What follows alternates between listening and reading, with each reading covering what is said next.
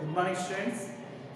మనం చివరి క్లాస్లో బెంజిన్కి సంబంధించినటువంటి తయారీ మనం నేర్చుకోవడం జరిగింది.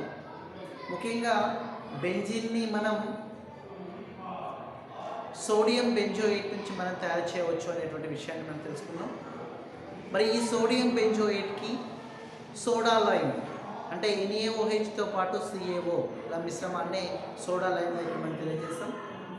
ఈ మిశ్రమాన్ని మనం కలిపి కనుక చర్య జరిపితే మనకి బెంజిన్ ఏర్పడుతుంది అనేటువంటి విషయాన్ని మనం తెలుసుకోవడం జరిగింది. ఈ బెంజిన్తో పాటు సోడియం కార్బోనేట్ అనేటువంటి అయితే ఈ రకమైనటువంటి రియాక్షన్ని డీకార్బోక్సిలీకరణ చర్యగా ఇక్కడ మనం చెప్తాం. ఎందుకు డీకార్బోక్సిలీకరణ చర్య అంటే ఏంటి అంటే దాంట్లో ప్రధానమైనటువంటి కాంపౌండ్ నుంచి ఏంటి CO2 అనేటువంటి మనకి లాస్ అయింది కాబట్టి సో డీకార్బోక్సిలీకరణ చర్య ఇక్కడ మనం చెప్తాం. మరి ఇంకా మనం ఏ విధంగా బెంజిన్ని మనం తయారు చేయవచ్చు అంటే ముఖ్యంగా ఇక్కడ ఏంటంటే ఫీనాల్ నుంచి మనం బెంజిన్ను తయారు చేయవచ్చు అండి.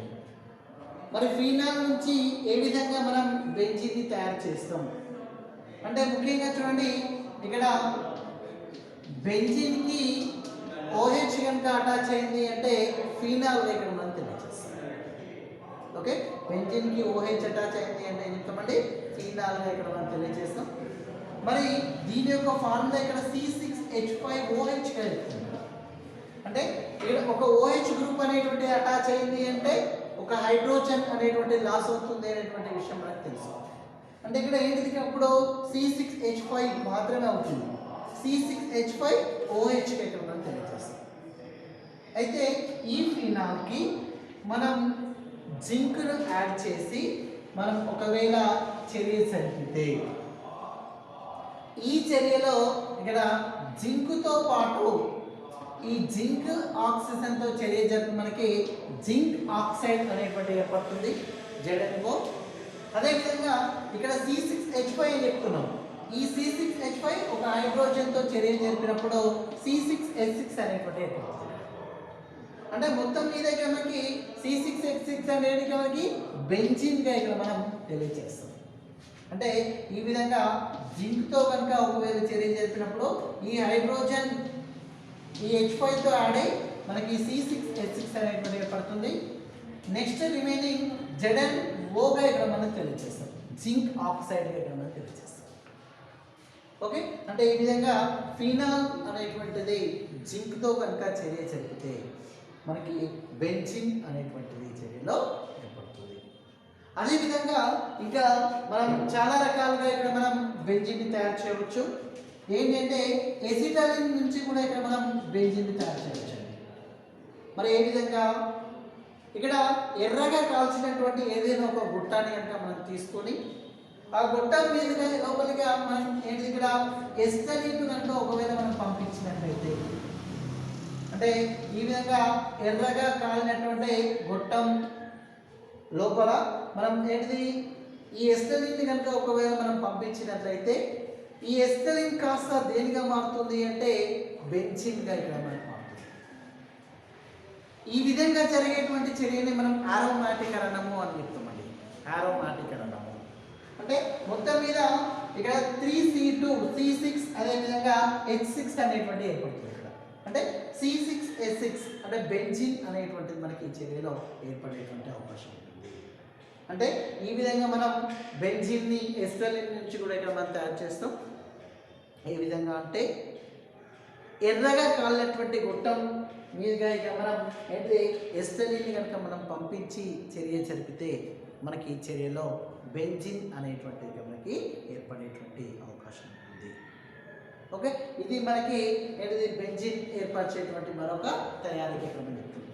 అంతేకాకుండా ఈ బెంజిన్ని ఇక్కడ బెంజిన్ సల్ఫోనిక్ ఆమ్లం ద్వారా కూడా తయారు చేయవచ్చు. దేని నుంచి అండి బెంజిన్ సల్ఫోనిక్ ఆమ్లం. చూడండి బెంజిన్ పైన కనుక SO3H కనుక అటాచ్ అయినట్లయితే బెంజిన్ పైన SO3H కనుక అటాచ్ అయినట్లయితే బెంజిన్ సల్ఫోనిక్ ఆమ్లంగా ఇక్కడ మనం చెప్తాం. ఈ బెంజిన్ సల్ఫోనిక్ ఆమ్లానికి మనం నీటిని కలిపి చర్య జరిపితే ఈ చర్యలో మనకి ఏర్పడేటువంటి కాంపౌండ్ ఏంటి అంటే బెంజిన్ అనేటువంటి. అంటే చూడండి ఇక్కడ దీన్ని C6H5 ఇక్కడ చెప్తాం. ఈ C6H5 ఒక హైడ్రోజన్తో చర్య జరిపినప్పుడు C6H6 ఇక్కడ చెప్తాం. అంటే దీనిలో ఏది చెప్తామండి C6H5SO3H ఇక్కడ మనం చెప్తాం. బెంజిన్ సల్ఫోనిక్ ఆమ్లం ఇక్కడ మనం చెప్తాం. ఈ బెంజిన్ సల్ఫోనిక్ ఆమ్లానికి మనం నీటిని కనుక ఒకవేళ కలిపితే ఏర్పడుతుందండి C6H6 అనేటువంటి ఏర్పడుతుంది. అదేవిధంగా ఇక్కడ మనకి H2SO3 ఒక ఆక్సిజన్ అంటే ఏమైపడుతుందండి H2SO4 అనేటువంటి ఏర్పడుతుంది. అంటే సల్ఫ్యూరిక్ ఆమ్లము అనేటువంటిది మనకి ఇక్కడ ఏర్పడేటువంటి అవకాశం ఉంది.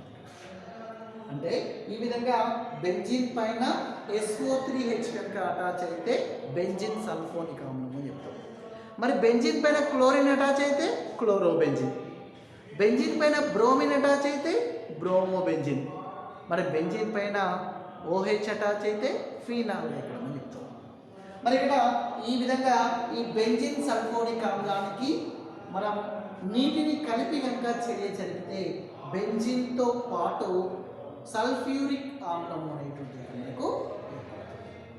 ఓకే, ఇది మనకి ఏంటిది బెంజిన్ యొక్క మరొక తయారీ మనం చెప్తాం. మరి బెంజిన్కి సంబంధించినటువంటి రసాయన ధర్మాలు ఏంటివి? సర్వసాధారణంగా బెంజిన్ని కనుక ఇక్కడ మనం పరిశీలిస్తే ఈ బెంజిన్ చాలా రకాల పదార్థాలతో చర్య జరిపేటువంటి తత్వం కలిగి ఉంటుంది. మరి ముఖ్యంగా బెంజిన్ క్లోరిన్తో కానీ బ్రోమిన్తో కానీ HNO3తో కానీ H2SO4తో కానీ లేక ఆల్కైల్ హాలైడ్ అంటే మిథైల్ క్లోరైడ్, ఈథైల్ క్లోరైడ్ అంటే ఈ విధంగా చాలా రకాల పదార్థాలతో చర్య జరిపేటువంటి తత్వం ఇక్కడ బెంజిన్కి కలిగి ఉంటుంది అనే విషయం చెప్తాం. ముందుగా ఇక్కడ ఏంటంటే క్లోరినేషన్.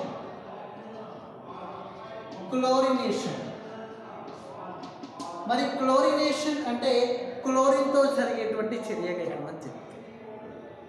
సపోజ్ ఇక్కడ మనకి ఏంటంటే బెంజిన్ మనం తీసుకుందాం.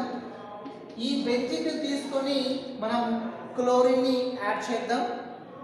క్లోరిన్ని యాడ్ చేసి FeCl3 కానీ అంటే ఫెర్రిక్ క్లోరైడ్ కానీ లేక AlCl3 కానీ అల్యూమినియం ట్రైక్లోరైడ్ వంటి పదార్థాల సమక్షంలో చర్య జరిపితే ఈ చర్యలో మనకి బెంజిన్ పైన Cl అంటే ఒక క్లోరిన్ అనేటువంటిది ఈ కార్బన్ పైన ప్రతిక్షేపించబడుతుంది. అంటే ఈ విధంగా ప్రతిక్షేపించబడుతుంది కాబట్టి ఇటువంటి చర్యలు ప్రతిక్షేపక చర్యలు అని కూడా చెప్తామండి. సబ్స్టిట్యూషన్ రియాక్షన్స్, ప్రతిక్షేపక చర్యలు. అంటే ఏదైనా ఒక గ్రూప్ అనేటువంటిది బెంజిన్ పైన అంటే బెంజిన్ యొక్క కార్బన్ పైన వచ్చి చేరడాన్ని అక్కడ ప్రతిక్షేపించబడడం అంటే వచ్చి చేరడం. సో ఈ రకమైనటువంటి చర్యలను మనం ప్రతిక్షేపక చర్యలు ఇక్కడ మనం చెప్తాం.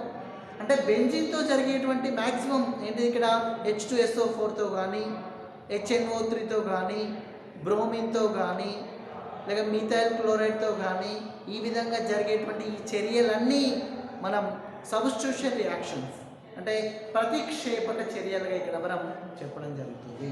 అంటే ఈ విధంగా బెంజిన్ పైన వచ్చి చేరుతుంది అంటే ప్రతిక్షేపించబడుతుంది. కాబట్టి ఇక్కడ మనకి ఇటువంటి చర్యలను మనం ప్రతిక్షేపక చర్యలుగా ఇక్కడ మనం చెప్తాం. అంటే బెంజిన్ పైన క్లోరిన్ అటాచ్ అయింది కాబట్టి ఇక్కడ ఏం చెప్తాం క్లోరోబెంజిన్గా ఇక్కడ మనం చెప్పడం జరుగుతుంది. ఈ క్లోరోబెంజిన్తో పాటు ఎప్పుడైతే క్లోరిన్ అటాచ్ అయిందో ఒక హైడ్రోజన్ అనేటువంటిది ఇక్కడ రిమూవ్ అయింది. అంటే ఆ హైడ్రోజన్ క్లోరిన్ హైడ్రోక్లోరిక్ ఆమ్లం అనేటువంటి మనకి ఈ చర్యలో అంటే ఈ విధంగా ఈ చర్యను మనం క్లోరినీకరణము క్లోరినేషన్ రియాక్షన్గా ఇక్కడ మనం తెలియజేస్తాం. అదేవిధంగా ఇక్కడ నెక్స్ట్ నైట్రేషన్ చర్య. సో ఇంకొక విధంగా నైట్రోకరణము అని చెప్తామండి. నైట్రోకరణము లేక నైట్రేషన్ చర్యగా ఇక్కడ మనం చెప్తాం. మరి ఈ చర్యలో బెంజిన్కి మనం నైట్రేషన్ మిశ్రమాన్ని మనం కలపడం జరుగుతుంది. మరి ఏంటి నైట్రేషన్ మిశ్రమము అంటే ఇక్కడ గాఢ HNO3 అంటే నత్రిక ఆమ్లాన్ని, అదేవిధంగా గాఢ H2SO4 సల్ఫ్యూరిక్ ఆమ్లాలు, ఈ రెండింటి యొక్క మిశ్రమాన్ని నైట్రేషన్ మిశ్రమంగా చెప్తాం. ఓకేనా? ఏంటండి నైట్రేషన్ మిశ్రమం? గాఢ HNO3 నత్రిక ఆమ్లం, గాఢ H2SO4 సల్ఫ్యూరిక్ ఆమ్లాల యొక్క మిశ్రమాన్ని నైట్రేషన్ మిశ్రమంగా చెప్తాం. ఈ నైట్రేషన్ మిశ్రమంలో మనం బెంజిన్కి నైట్రేషన్ మిశ్రమాన్ని కనుక ఒకవేళ కలిపితే దీంట్లో మనకి ఈ గాఢ HNO3 అనేటువంటిది బెంజిన్తో యాడ్ అయి మనకు H2SO4 సమక్షంలో మనకి చర్య జరుగుతుందండి. ఇటువంటి సందర్భంలో బెంజిన్ పైన మనకి ఏది వచ్చి చేరుతుంది అంటే బెంజిన్ పైన NO2 గ్రూప్ అనేటువంటిది వచ్చి చేరుతుంది. అంటే దీనిలో NO3 ఉంది కదా, ఈ NO3లో ఒక NO2 అనేటువంటి దీనిపైన యాడ్ అవుతుంది. ఇంకేముందంటే ఒక O ఒక H OH ఉంటుంది. మరి ఇక్కడ NO2 అనేటువంటిది యాడ్ అయింది అంటే ఒక హైడ్రోజన్ అనేటువంటిది లాస్ అవుతుంది. మరి ఆ హైడ్రోజన్ ఇక్కడ OH H2Oగా ఇక్కడ మారుతుందండి. మరి దీన్ని కూడా ఇక్కడ అంటే బెంజిన్ యొక్క కార్బన్ పైన NO2 వచ్చి చేరింది కాబట్టి ప్రతిక్షేపించబడింది కాబట్టి దీన్ని కూడా బెంజిన్ ప్రతిక్షేపక చర్యగా ఇక్కడ మనం తెలియజేస్తాం. మరి బెంజిన్ పైన NO2 అటాచ్ అయింది కాబట్టి దీన్ని నైట్రో బెంజిన్గా ఇక్కడ మనం చెప్పడం జరుగుతుంది. ఓకే, నైట్రో బెంజిన్గా ఇక్కడ మనం ట్రీట్ చేస్తాం. ఓకే, ఇది మనకి నైట్రోకరణము లేక నైట్రేషన్ చర్యగా ఇక్కడ మనం చెప్తాం. అదేవిధంగా సల్ఫోనేషన్ చర్య ఏంటండి? సల్ఫోనీకరణము చెప్తాం.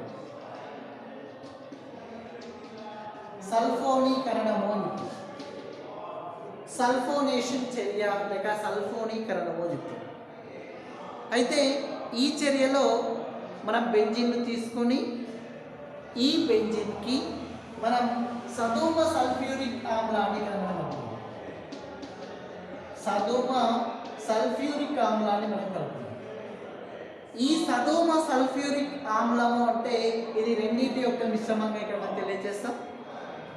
H2SO4 అంటే సల్ఫ్యూరిక్ ఆమ్లము అని చెప్తాం. అదేవిధంగా SO3 సల్ఫర్ ట్రైఆక్సైడ్ ఇక్కడ మనం తెలియజేస్తాం.